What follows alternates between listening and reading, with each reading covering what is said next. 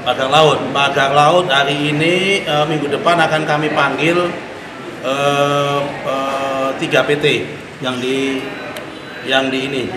Bekasi. Yang pertama PT Tunas, ternyata dia sudah reklamasi duluan, tapi ternyata belum mempunyai SHGB. Tapi dia sudah melakukan reklamasi. Nah itu nanti kami akan join tim dengan Menteri KKP untuk melakukan proses-proses pemanggilan. Kemudian minggu depan kami akan panggil PT CL sama PT MAN untuk melakukan proses renegosiasi. Kenapa? Karena kami sudah sampaikan kemarin kan ini udah usianya 5 tahun lebih. Karena terbit tahun 2013 sampai tahun 2017. Sehingga hak kontrario aktifnya, kontrario aktusnya itu hapus karena dibatasi oleh PP 18 tahun 2021 yang itu hanya 5 tahun. Nah karena itu yang ini kami akan panggil ajak negosiasi. Apa output negosiasinya? Tawaran pertama saya minta mereka membatalkan. Minta pembatalan. Kalau dia tidak mau proses pembatalan, kami akan menggunakan hak kami karena itu laut. Saya bilang kan saya anggap itu tanah musnah. Karena memang faktanya tidak ada tanahnya sama sekali. Yang nomor 3, kalau memang dia masih ngotot, ya kami akan minta supaya pengadilan untuk membatalkan karena faktanya juga tidak bisa.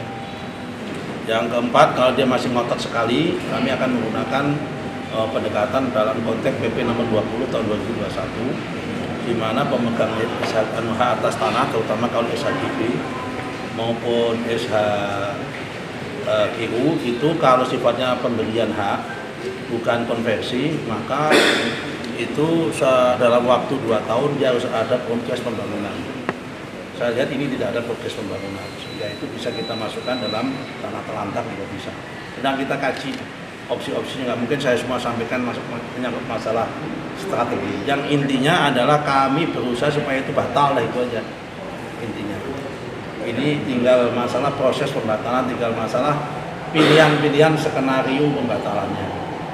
Nah kalau soal masalah pilihan skenario pembatalannya, maka kami menggunakan itu masalah dapur kami, rahasia kami. Karena kalau saya sampaikan semua di publik nanti akan di-challenge di pengadilan. Kemudian yang terakhir, yang kelima, kami sudah perintahkan Pak Irjen untuk menginvestigasi masalah ini dan hari ini sudah mulai dipanggil kepala seksi pengukurannya yang di Bekasi. Kemudian karena dari sekian banyak sertifikat itu 581 hektar itu ada sekitar 25 hektar yang sertifikatnya itu diterbitkan oleh Kakanwil Bogor. Karena itu kita juga sedang akan memanggil mantan Kakanwil yang ada di sana dan pihak-pihak yang terlibat di sana. Karena ini sifatnya di Kanwil pasti akan melibatkan ada panitia B dan pasti kita akan juga panggil lihat bagaimana duduk perkaranya di panitia B. Kalau nanti sekiranya akan ada ditemukan unsur-unsur mens rea dan unsur-unsur kesengajaan dan unsur-unsur tindak pidana, maka kami akan koordinasi dengan APH.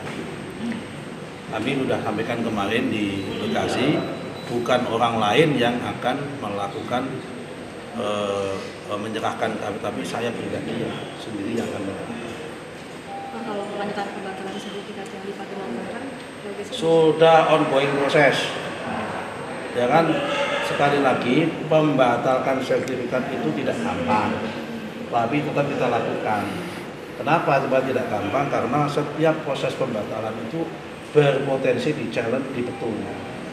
Nah karena itu kita harus ikuti langkah-langkah prosedur. Endingnya, yang penting endingnya saja. Endingnya semua sertifikat yang di luar garis pantai endingnya dibatalkan. Itu aja. 50 ya Pak yang pertama dibatalkan. Yang udah itu 50. Udah bertambah belum Pak? Belum kami cek. Tapi itu ikuti endingnya saja. Kalau kamu ikutin prosesnya nggak akan ini. Nah, kamu nggak akan mampu ngikutin karena itu kan prosesnya tiap hari bergantung. Jadi yang penting endingnya itu semua yang ada di luar garis pantai akan dibatalkan. Tapi membutuhkan proses waktu. Ada target nggak Pak? Semuanya clear? Ya, aku nggak pakai target, namanya secepat-cepatnya. Tapi kalau cepat-cepat kemudian nggak prudent dan ada proses yang dilampaui, nanti malah kita kalah di pengadilan, repot. Kita yang penting kuat tapi cepat. Ada arahan khusus nggak sih Pak? Kemarin kan sempat ketemu sama Pak Presiden ya Pak? Terkait laga waktunya ada arahan khusus nggak? Ya kalau toh ada ya nggak bisa saya sampaikan. Namanya arahan khusus. Kalau arahan khusus, kalau arahan umum ya ada. Kalau arahan khusus masa disampaikan ke wartawan juga nggak khusus lagi. Ya barangkali bisa. Arahan umumnya begini, Bapak Presiden itu kan mempunyai komitmen untuk membela rakyat. Beliau mempunyai prinsip ketegasan. Ya kita sebagai pembantunya beliau dan atas arahan beliau pasti menegakkan ketegasan itu dan tidak pandang bulu. Ya kan sampai level tertentu kita tertibkan. Ya kan? Tapi sejauh ini kita masih menggunakan dimensi maladministrasi terlebih dahulu. Kenapa? Kalau menggunakan dimensi pidana dan sebagainya itu bukan ranah kami, tapi itu ranahnya APH. Oke? Terima kasih. Ya, Pak. Apa mafia tanah lagi? Mafia tanah udah sih. Kalau yang Bekasi itu sebenarnya ada apa namanya kontribusi cuman dari orang ATR aja atau ada kontribusi kades gitu kayak yang di Komat sih Pak? Oh, yang di Bangka Laut? Iya, yang Bangka Laut. Kalau nggak melibatkan kades ya nggak mungkin. Mungkin berarti kades ya Pak? Ya oknum lah, saya nggak mau nyebutnya oknum lah, nggak mungkin. Yang namanya sertifikat itu butuh dokumen pendukung. Nah, dokumen pendukung yang meneguhkan siapa?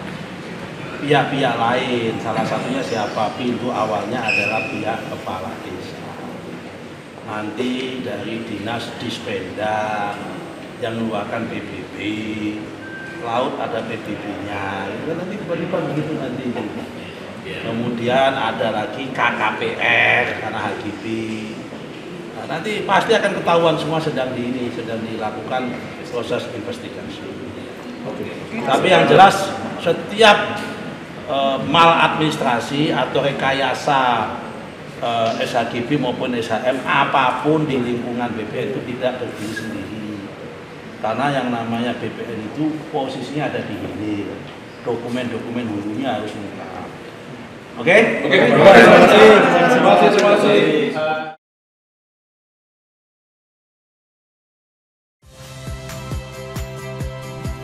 Saya Harjuno Pramendito.